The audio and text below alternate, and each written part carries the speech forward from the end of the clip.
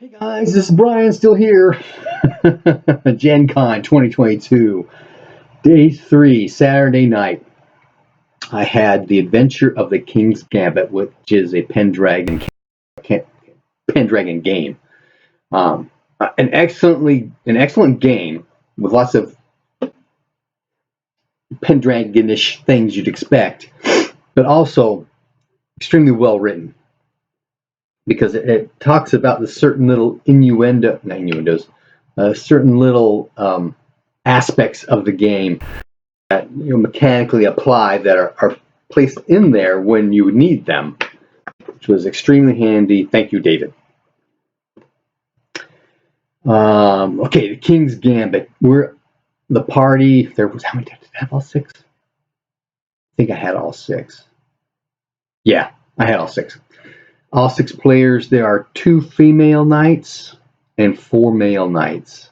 We're all vassals of Count Robert, who has recently been knighted. And there's a little bit of background piece I'll read to everybody so they know kind of what's happening. And then there's this. No, that was the fair stuff elsewhere. So we're in a tight, tensuous. It's rough out because the High King is no more, and all the counts and the dukes are all fighting each other to see who's going to be the next High King, and so lots of stuff going on, intrigue, fighting, all kinds of cool stuff. We know something is happening. There's an emissary from a neighboring area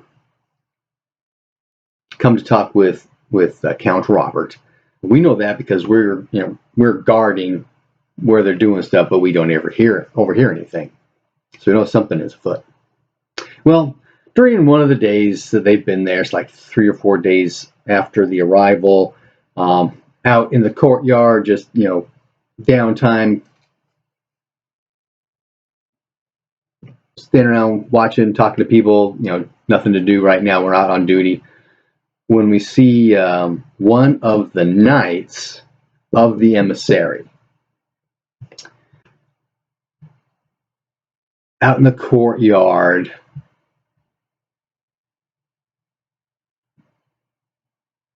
interacting with one of the, I guess the word's dowager queens, ladies in waiting. So Robert's mother is in the castle. She has ladies in waiting. This is one of them, and she's around the castle. Everybody knows her. We know her, right? And he's making advances on her that she is pushing off, and then he grabs her arm, to which she squeals out in pain, says, "Sir, remove me. Remove me.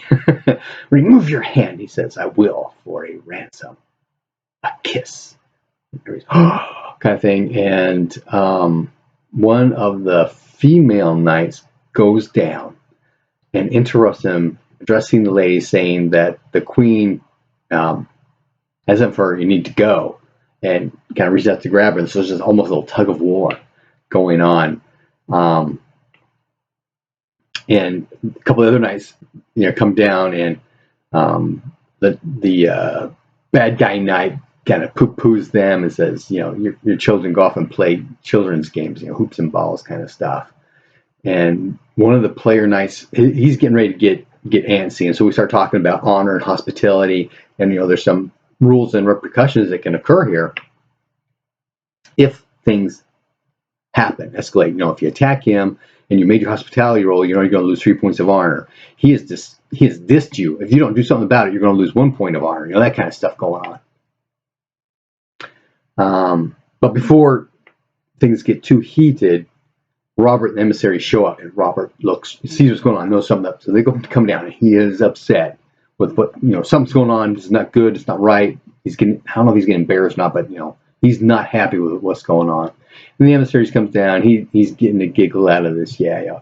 Well, let's do this. Why don't we have an honor fight to go on? My guys, or Bledsoe or whatever his name is, against one of your servant knights here. Just a friendly fight, to first blood. That kind of thing, to settle this minor disagreement. So Robert agrees to that, and that's between the players. Okay, who's going to do this? And are they going to do it to defend their honor? Are they going to do it to defend the lady's honor? And that kind of thing. And honestly, I don't remember who fought. I think it was the female knight, the one who had interposed. She did it for the lady's honor, or was going to do it for the lady's honor. But they have a fight.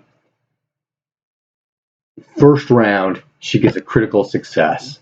Does enough damage to knock him down, and to bring his hit points to half, which is a major, well, yeah, it's a major wound. One of those more in the Constitution. Not sure if that. Not sure it was major, but around to half. And in the rules, it goes if he gets down to half hit points, he'll yield. Otherwise, he won't. And so at that, he yields. And they, being honorable, help him up, that kind of thing. So it's kind of cool. They got some glory for that. And then off they go.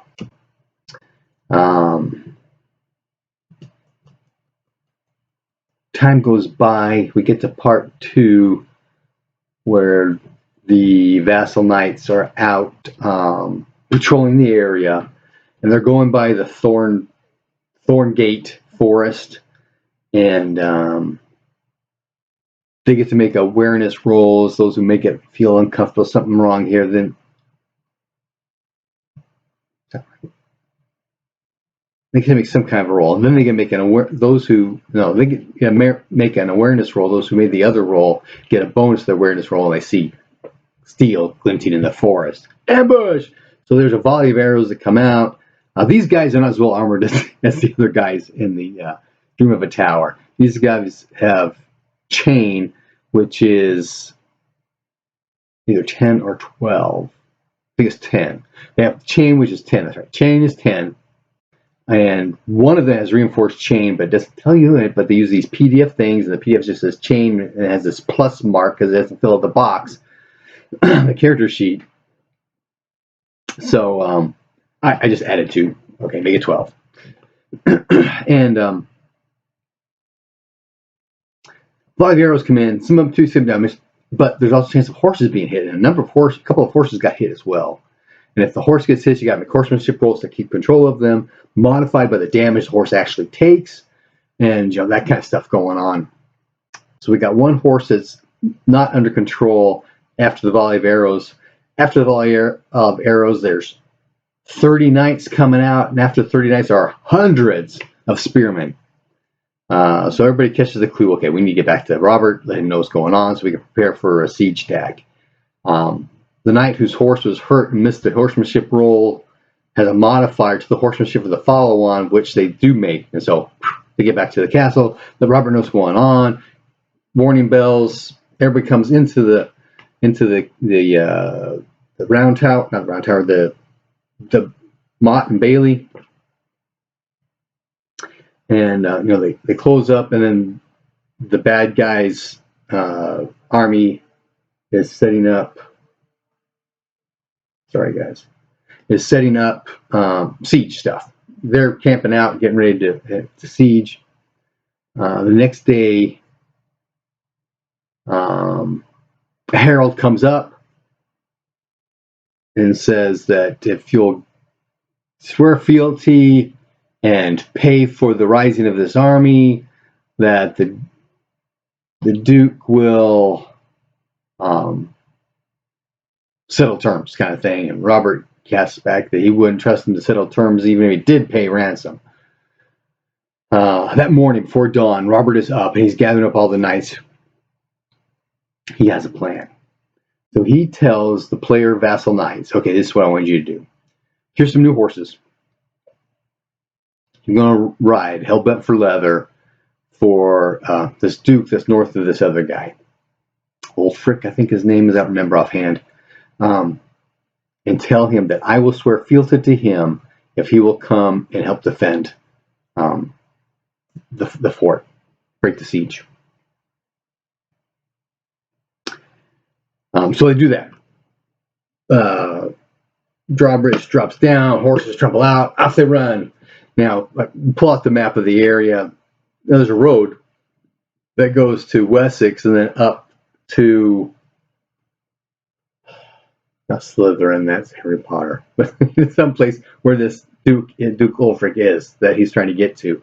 But Wessex is owned by this other Duke that's doing the siege, right? So you got to stay away from there. So the only thing we really have to do is kind of follow the river through the Thorngate Forest. So that's what they do. And then there's the chase. So there's a group of Saxon knights chasing after them, led by that one knight that they had to fight with in the keep earlier in the game. At this point, they don't know that, but once this thing start rolling and they get close to there's an awareness roll. One of them recognizes, hey, that's the night guy. So they got pissed kind of stuff.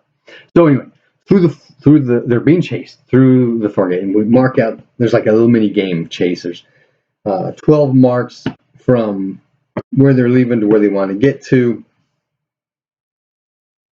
and the player knights get around 0 roll, and you can make a hunting roll to give you a bonus to your horsemanship roll, because you know how you can see how to get through the thorns to get faster along the way, the paths, that kind of stuff. Horsemanship roll to keep going, and you can either go as a group or individually. And they said to go as a group. One guy's got really high hunting skill and a high horsemanship skill, and he rolled a critical success on his hunting. At some point during the chase game, he rolled a critical success on his horsemanship. And, you know, hunting gives you a bonus mark on your horsemanship. Horsemanship gives you 1 or 2. So they were through the entire race before the chasing team was even halfway. Earlier today, because it was obvious that I did not do something right on that mini game. I did something wrong. It should not have been that quick. It should not have been that easy. And I was listening to Professor Dungeon Master when it occurred to me that the hunting roll is done for everybody by the one guy, but everybody has to roll their own individual horsemanship rolls, because if you fail your horsemanship roll, you don't get to go further. If you fumble it, your horse takes damage, it stumbles, and so it can't be everybody stumbling all at once, right? And so and I remember one of the previous games I had run the scenario that they had broken out into different groups. People were at different spots until they all caught up.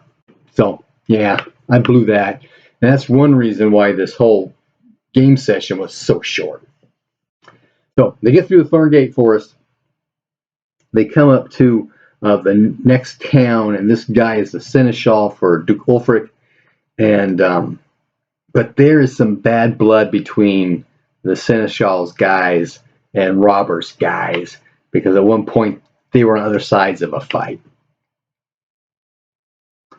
So they get met up by some of the seneschal's knights. Hey, what are you guys doing on our land? What's going on? And there's this whole suspicious against these other guys rolls going on, and a couple guys made their suspicious roll, so they're suspicious, they're clamming up. Somebody made their trusting roll, and so they're willing to tell the truth on what's going on, and so they bring the party to the seneschal, wake him up. He's in his night robe kind of thing, and they tell their story. Now there's a couple of roles here for telling the story, right? There's I think there's a hospitality roll to make to do things right and proper, and there's an oratory roll to actually say the right things.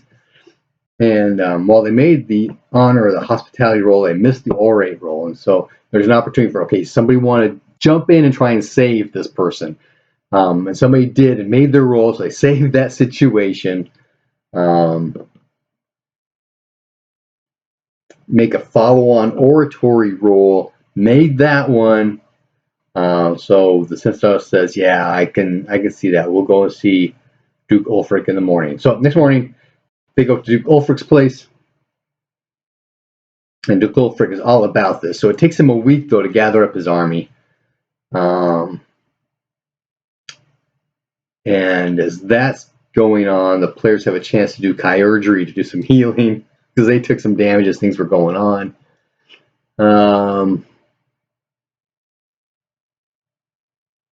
There's an opportunity for them to do chirurgery and get healing in case things had taken damage, that kind of thing. I don't remember him actually getting hurt. I think there may have been something at Thorngate where they took some damage, but it should have been the horses, not them.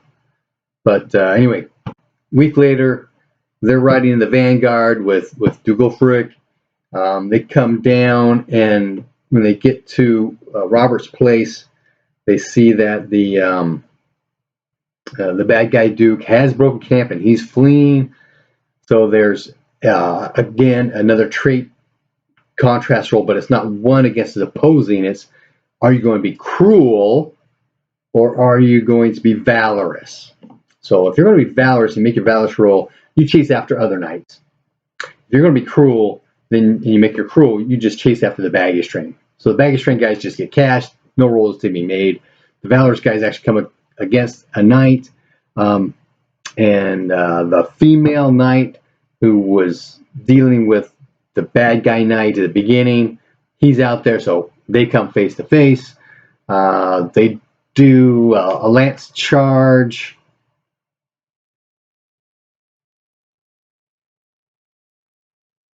And start fighting. There's one other knight who did valorous, so they did a single pass, but the other guy's just trying to get out of there, so he does his pass and runs. So he lets him go. But the fight between the lady knight and the bad guy knight, I think we played that one all out, and she ended up killing him or taking him ransom, one of the two, but won that thing. So that was kind of cool. And then at the end, Ulfric gives all the stolen baggage stuff, all the looted stuff to Robert. Robert then gives it all to his peasants. Robert then praises glory on the vassal knights who did this great deed, and then offers them a boon. And the boon is generally more cash kind of thing. But there is an opportunity that if one of the knights who stepped in to save the lady in waiting and did it in her honor, there's ways for him to develop a more passion for her. In which case, if he wants to marry her, which is way above their station, there's a chance that Robert might acquiesce to that, in which case they get an extra 1,000 glory once all the glory is given out. Then they give out glory for all the different things people did and that kind of stuff, and that's the end of the session, that scenario.